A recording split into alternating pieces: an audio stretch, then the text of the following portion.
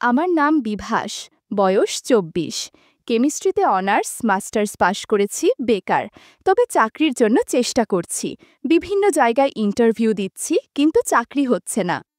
আয় ইনকাম তেমন নেই, কিন্তু ভ্রমণের নেশা আছে। এখনও ভ্রমণ করি। ভ্রমণের টাকা জোগাই টিউশন পড়িয়ে। সায়েন্সের ছাত্র, তাই ছাত্র জোগাড় করতে কষ্ট হয় না। বেশ উঁচু লম্বা সুস্বাস্থ্যের অধিকারী উজ্জ্বল শ্যামলা আমি, কিন্তু এখনও একটা প্রেম করতে পারিনি। প্রেম আমার ভালোও লাগে না, ওসব আবেগ আমার নেই। অনেকদিন পর ঘুরতে যাচ্ছি। সেকেন্ড ক্লাস স্লিপারে টিকিট কেটেছি আমি।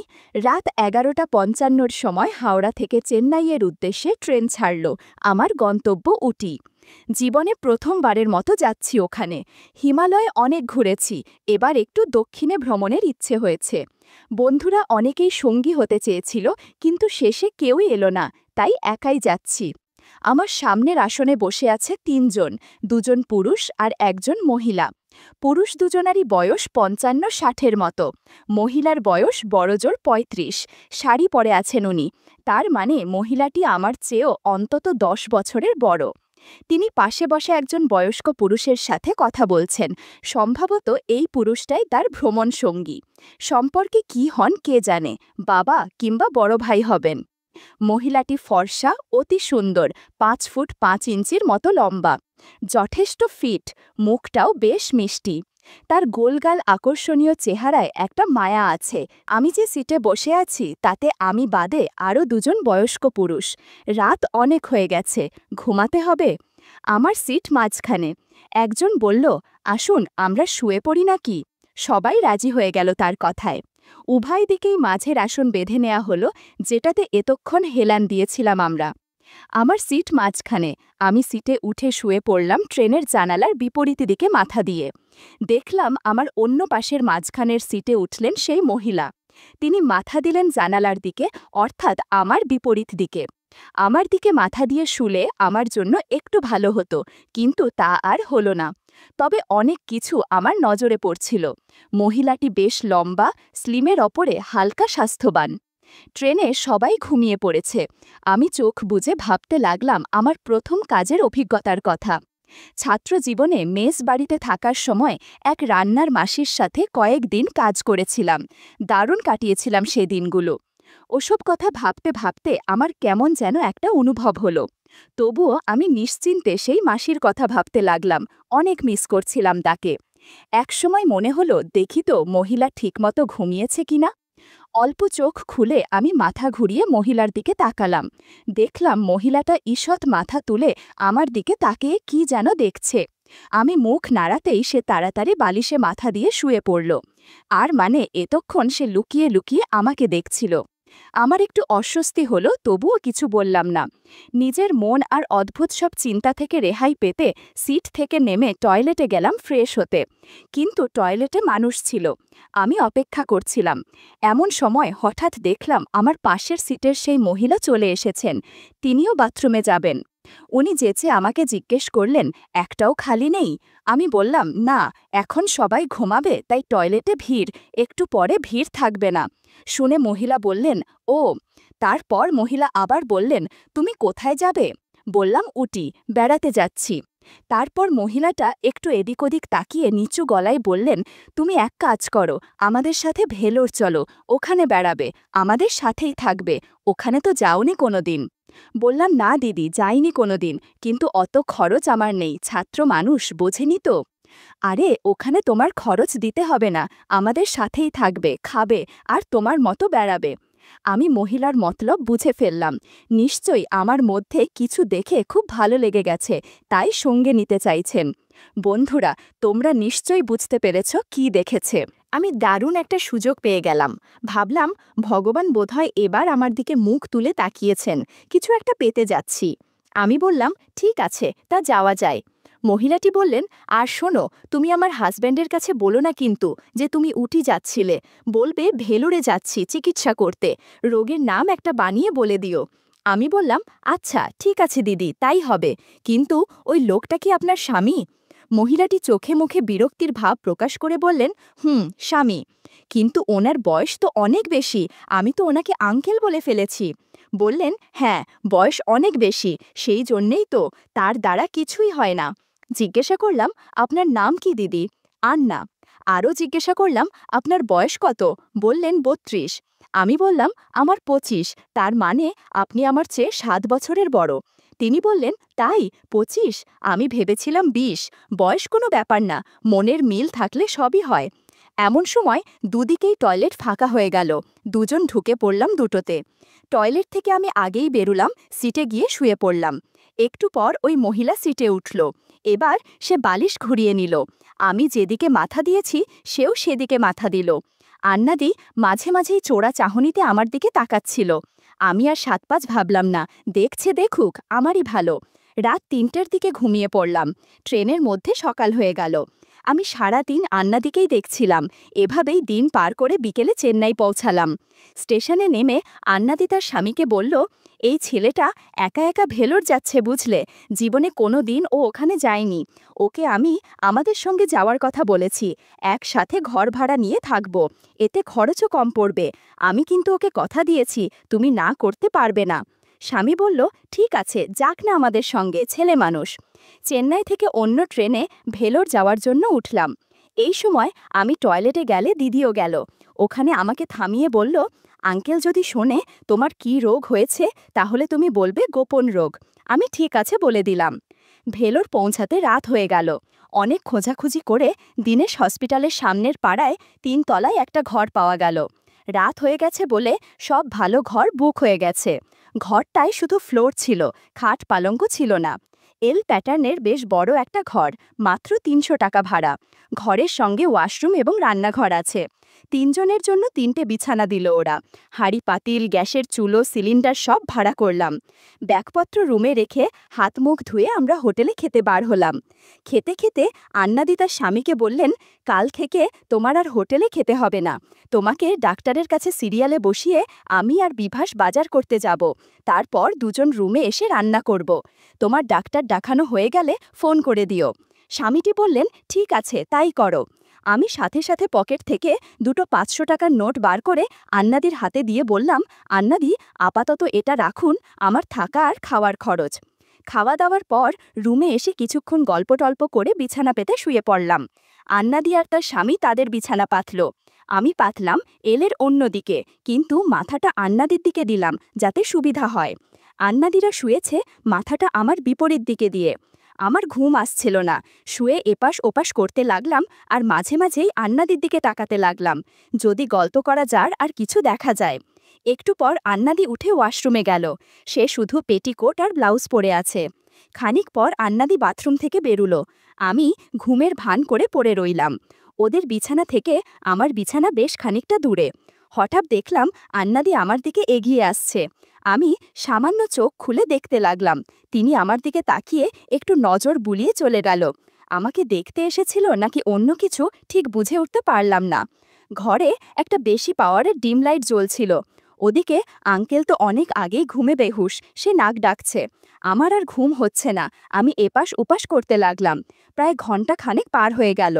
হঠাৎ আন্নাদির দিকে তাকিয়ে দেখি বসে কি যেন করছে আর হালকা শব্দ আসছে। বন্ধুরা, ইউটিউবের কড়া নিয়মের কারণে এসব ঘটনা সরাসরি বলা যাচ্ছে না।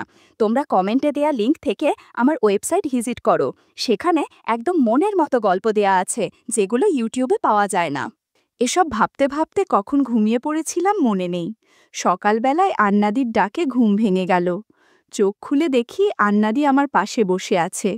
সকাল হয়ে গেছে তো, দাঁত ব্রাশ করতে হবে, চান করতে হবে, তারপর বাইরে হোটেলে যেতে হবে জলখাবার কিনতে। আমি দেখলাম আন্নাদির ইতিমধ্যেই স্নান হয়ে গেছে, মাথায় তার গামছা পেঁচানো, পরনে অন্য শাড়ি। আমি বললাম, হ্যাঁ, উঠছি। আন্নাদি চলে গেল রান্নাঘরে। আমি ফোনটা হাতে নিয়ে ফেসবুক স্ক্রল করলাম। এরপর উঠে বাথরুমে গেলাম। স্নান করার আগে দেখলাম আশেপাশের চুলগুলো বেশ বড় হয়ে গেছে, একদিন কাটা হয় না। ভাবলাম চুলগুলো কেটে তৈরি থাকতে হবে, কারণ যে কোনো সময় ডাক আসতে পারে। ফ্রেশ হয়ে বাথরুম থেকে বেরিয়ে দেখি আঙ্কেল এখনও ঘুমাচ্ছেন। আমি নতুন জামাকাপড় পরে নিলাম। আন্নাদি বলল, তুই একটু বাইরে যা, খাবার কিনে আন। হাতে কিছু টাকা দিল আন্নাদি। আমি জিজ্ঞেস করলাম, আঙ্কেল এখনো ওঠেনি? না, সে তো ঘুমের বড়ি খায়, তাই উঠতে দেরি হয়। এক্ষুনি উঠে পড়বে। উঠলেই আমরা খাবার খেয়ে বাইরে বেরোব। আমি বাইরে বার হলাম। হোটেলে যেতে যেতে ভাবতে লাগলাম, আন্নাদি হঠাৎ আমার সাথে তুই করে বলছে কেন? মানুষ বেশি বেশি যেন ভাই মনে করে, সেই জন্যেই কি? আবার ভাবলাম আঙ্কেলের কথা। সে ঘুমের বড়ি খেয়ে ঘুমায়, সেই জন্যেই আশেপাশে কখন কি হয় কিছুই বুঝতে পারে না। ব্রেকফাস্ট করে আমরা দীনেশ হসপিটালে রওনা হলাম। সকাল 10:30টায় হসপিটালের রোগ বিভাগে গিয়ে দেখলাম অনেক বড় সিরিয়াল। আন্নাদি সিরিয়ালের কাগজপত্র জমা দিতে গেল। আঙ্কেলের সিরিয়াল আগেই কাটা ছিল। আজকে ওনার সিরিয়াল ২৬, কিন্তু এখন চলছে মাত্র ৩। আন্নাদি বলল, সিরিয়াল ২৬, কিন্তু আমাদের আশা একটু আগে আগে হয়ে গেল। কি করা যায় বলো তো? আসলে আন্নাদি ইচ্ছে করেই আগে আগে এসেছিল, যাতে আঙ্কেলকে এখানে বসিয়ে রেখে বাজার এবং রান্না করার জন্য চলে যাওয়া যায়। আন্নাদির কথা শুনে আঙ্কেল বললে, কোনো সমস্যা নেই, তোমরা গিয়ে বাজার করে রান্না শুরু করো, আমি অপেক্ষা করি, সিরিয়াল এসে গেলে ফোন দেব। আমরা দুজনই সাথে সাথে বাজারে রওনা হয়ে গেলাম। রিকশায় বাজারে গিয়ে বাজার করে রুমে ফিরতে আধা ঘন্টার বেশি লাগবে না। কিনেছি শুধু একটা লাউ আর ডিম এবং বিভিন্ন মশলাপাতি, আর দিদি আমার জন্য কিনল এক বয়াম খাঁটি মধু। বাজার থেকে হেঁটেই ফিরলাম বাসায়। হাঁটার সময় আমি আন্নাদির পেছন পেছন চলতে লাগলাম। বেশ ভালোই লাগছিল।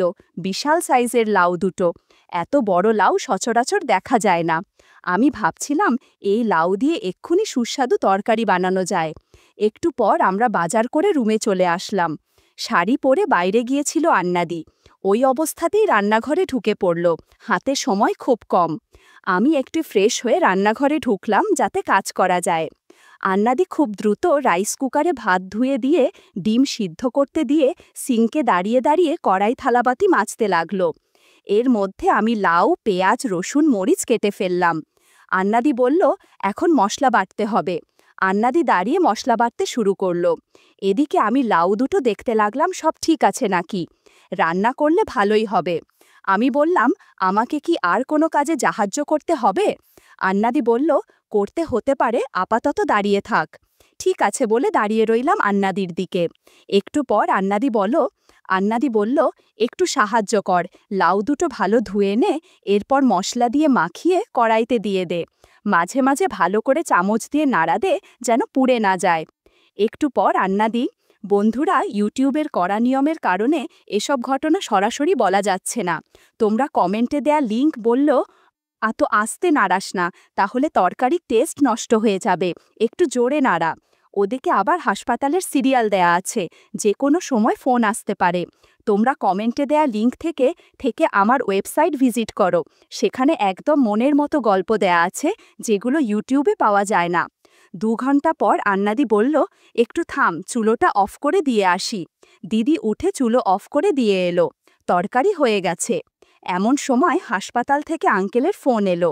সামনে আর 2টো সিরিয়াল আছে। আন্নাদিকে বলল হাসপাতালে যেতে। এখন হাসপাতালে যেতে হবে, আঙ্কেল একা বসে আছেন। দুজনেই যাওয়ার জন্য রেডি হলাম।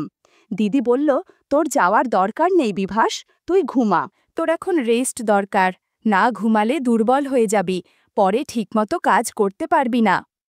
আসলেই আমার দুর্বল লাগছিল, রাতেও ভালো ঘুমাতে পারিনি। আমি বললাম, ঠিক আছে। এরপর আন্নাদি হাসপাতালে চলে গেল। আমি দরজা বন্ধ করে এসে ঘুমিয়ে পড়লাম। 3টের দিকে দিদির ডাকাডাকি এবং কড়া নাড়ার শব্দে আমার ঘুম ভেঙে গেল। এরপর দরজা খুলে দিলাম।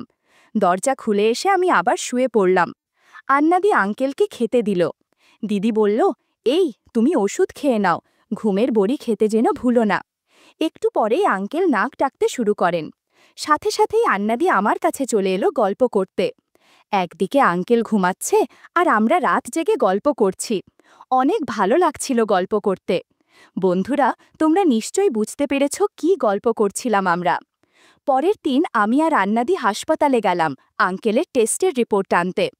ডাক্তার জানালো তার স্বামী কখনো বাবা হতে পারবে না।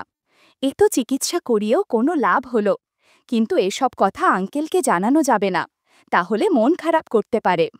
তাই আমরা রিপোর্ট নিয়ে রুমে ফিরলাম। আন্নাদি আঙ্কেলকে মিথ্যা কথা বলল যে তার রোগ ঠিক হয়েছে। আঙ্কেল আন্নাদিকে ফিসফিস করে বলল, তাহলে আজ রাতে পরিকল্পনা করতে হবে। যেমন কথা তেমন কাজ। সেদিন রাতে অনেক কিছু ঘটে গেল, আর আমি তাকিয়ে শুধু দেখছিলাম। আন্নাদি আঙ্কেলের সাথে সময় কাটিয়ে গভীর রাতে আমার সাথে গল্প করতে আসলো। সেদিন রাতে গল্পে গল্পে অনেক আনন্দ হলো। এরপর কয়েকদিন পরের ঘটনা। দিদিরা ভেলোর থেকে বাড়ি চলে যাবে। আঙ্কেলের চিকিৎসা হয়ে গেছে, তাদের আর এখানে থাকার দরকার নেই। আজকে বিদায় নিচ্ছে দিদিরা। ব্যাগ বোচকা সব বাঁধা হয়ে গেছে। আমি স্টেশন পর্যন্ত যাব ওদের এগিয়ে দিতে। ট্রেনে ওঠার আগে দিদি অনেক কাঁদল। বলল, তোর সাথে আর কবে দেখা হবে বিভাস? তোকে ছাড়া আমি থাকব কি করে? আমার কোনো কিছুতেই ভালো লাগবে না। আমি দিদিকে অনেক প্রতিশ্রুতি দিয়ে বাসায় ফিরলাম। দিদির জন্য খুব খারাপ লাগছিল। খুব সহজ সরল মেয়েটা। দেখতে দেখতে 9 মাস কেটে গেল। একদিন খবর শুনতে পেলাম আন্নাদির ছেলে হয়েছে। আন্নাদি ফোনে বলল, ছেলে নাকি একদম আমার মতো হয়েছে। বন্ধুরা, তোমরা নিশ্চয়ই বুঝতে পেরেছ কি ঘটেছে। যাই হোক, আমাকে দেখতে যেতে বলল আন্নাদি। আমি যাওয়ার সুযোগ পাচ্ছিলাম না। শেষে ছেলের বয়স যখন 5 মাস, তখন কাজের ছুটি নিয়ে ছেলেকে দেখে এলাম। 4 দিন ছিলাম আন্নাদির বসায়। আঙ্কেল অফিসে গেলে আর রাতে ঘুমিয়ে পড়লে আমি আর আন্নাদি অনেক গল্প করতাম।